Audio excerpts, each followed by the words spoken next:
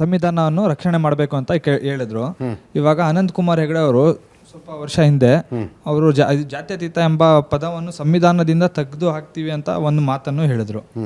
ಅದರಲ್ಲಿ ಸಂವಿಧಾನದ ಪೀಠಿಕೆಯಲ್ಲಿ ಬಂದಿರೋದು ಅದು ತೆಗೆದಾಕೋದು ಸರಿನಾ ತಪ್ಪಾ ಸರ್ ಅವ್ರ ವಿಚಾರದಲ್ಲಿ? 1975 ವರೆಗೆ ಸಂವಿಧಾನದ ಪೀಠಿಕೆಯಲ್ಲಿ ಜಾತ್ಯತೀತ ಮತ್ತು ಸಮಾಜವಾದ ಅನ್ನೋ ಪದ ಇರಲಿಲ್ಲ.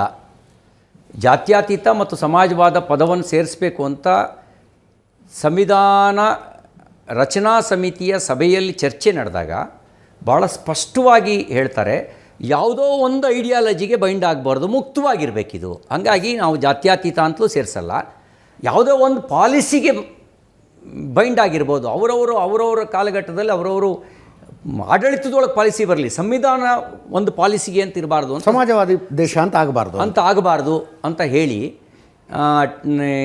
ಅಂಬೇಡ್ಕರ್ ಅವರು ನಿರಾಕರಿಸಿ ಸ್ಪಷ್ಟವಾಗಿ ಸಂವಿಧಾನ ರಚನಾ ಸಮಿತಿಯೊಳಗೆ ಯಾವುದೂ ಶಿಫಾರಸ್ಸಾಗಿರಲಿಲ್ಲ. ಆಮೇಲೆ ತುರ್ತು ಪರಿಸ್ಥಿತಿ ಸೇರಿಸಿದರು. ತುರ್ತು ಪರಿಸ್ಥಿತಿಲಿ ವಿತೌಟ್ ಡಿಬೇಟು, ವಿಪಕ್ಷಗಳೆಲ್ಲ ಜೈಲಲ್ಲಿದ್ದಾಗ ವಿತೌಟ್ ಡಿಬೇಟ್ ಸೇರಿಸಿದರು. ಹೋಗಲಿ, ಜಾತ್ಯತೀತ ಅಂದರೆ ಏನು? What is the meaning of secularism? ಓಲೈಕೆನಾ? ಭಾರತದ ದೃಷ್ಟಿಯಲ್ಲಿ ಹೋದರೆ ಸರ್ವ ಪಂಥ ಸಮಭಾವ. ಸರ್ವ ಪಂಥ ಸಮಭಾವ ಭಾರತದ ನೆಲದಲ್ಲಿದೆ. ಯಾರು ಅಳವಡಿಸ್ಕೊಂಡಿಲ್ಲ ಅವರು ಅಳವಡಿಸ್ಕೊಳ್ಬೇಕು. ಏನು ಮಾಡಿಬಿಟ್ರು? ಅದನ್ನೂ ಮುಸಲ್ಮಾನರನ್ನು ಓಲೈಸೋದು ಮಾತ್ರ ಜಾತ್ಯತೀತತೆ. ಜಾತಿಗಳನ್ನು ಎತ್ಕೊಟ್ಟೋದು ಜಾತ್ಯತೀತತೆ ಲಕ್ಷಣ ಅಲ್ಲ.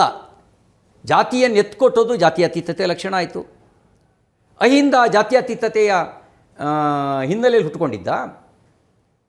ಅಹಿಂದ ಹೇಳೋನು ಜಾತಿವಾದಿನೋ ಜಾತ್ಯತೀತನೋ? ಜಾತ್ಯತೀತ ಆಗಿದ್ದರೆ ಅವನು ಸರ್ವ ಪಂಥ ಸಮಭಾವದ ಬಗ್ಗೆ ಮಾತಾಡ್ತಾನೆ, ಸರ್ವ ಜಾತಿಯನ್ನು ಸಮಾನವಾಗಿ ಕಾಣ್ತಾನೆ. ಇಲ್ವಲ್ಲ ನಮ್ಮಲ್ಲಿ ಎಲ್ಲಿದೆ ಅದು? ಹಾಗಾಗಿ ಈ ರೀತಿ ತಪ್ಪು ಅರ್ಥದಲ್ಲಿ ಬಳಕೆಯಾಗುವ ಜಾತ್ಯತೀತತೆ ನಮಗೆ ಬೇಡ. ಸರ್ವ ಪಂಥ ಸಮಭಾವದಲ್ಲಿ ಕಾಣುವಂಥ ಜಾತ್ಯತೀತತೆ ಮಣ್ಣಿನ ನೆಲದಲ್ಲೇ ಇದೆ. ಹಾಗಾಗಿಯೇ ನೂರಾರು ಮತ ಸಂಪ್ರದಾಯಗಳು ಹುಟ್ಕೊಂಡಿರೋದು, ಸಾವಿರಾರು ಭಾಷೆಗಳು ಉಳಿದಿರೋದು. ಅದು ಉಳಿಸ್ಬೇಕು ಅಂದರೆ ಇಲ್ಲಿ ಮಣ್ಣಿನ ನೆಲದಲ್ಲೇ ಇದೆ ಅದು. ಹಾಗಾಗಿ ನಿಮಗೆ ಗೊತ್ತಿರಲಿ, ಡಾಕ್ಟರ್ BR ಅಂಬೇಡ್ಕರ್ ಅವರು ಕೊಟ್ಟ ಸಂವಿಧಾನದಲ್ಲಿ ಜಾತ್ಯತೀತ ಮತ್ತು ಸಮಾಜವಾದ ಅನ್ನೋ ಪದ ಇರಲಿಲ್ಲ. ಅದು ತುರುಕಲಾಯಿತು. ತುರ್ತು ಪರಿಸ್ಥಿತಿ ಇದ್ದಾಗ ಶ್ರೀಮತಿ ಇಂದಿರಾ ಗಾಂಧಿಯವರು ತುರುಕಿದ್ರು. ಹೋಗಲಿ, ಆ ಅರ್ಥವನ್ನು ಕೂಡ ತಪ್ಪು ಅರ್ಥ ಬರೋ ರೀತಿಯಲ್ಲಿ ಆಚರಣೆಗೆ ತಂದರು. ಅದ್ರ ವಿರುದ್ಧ ನಾವು ಧ್ವನಿ ಎತ್ತಿದ್ದೇವೆ.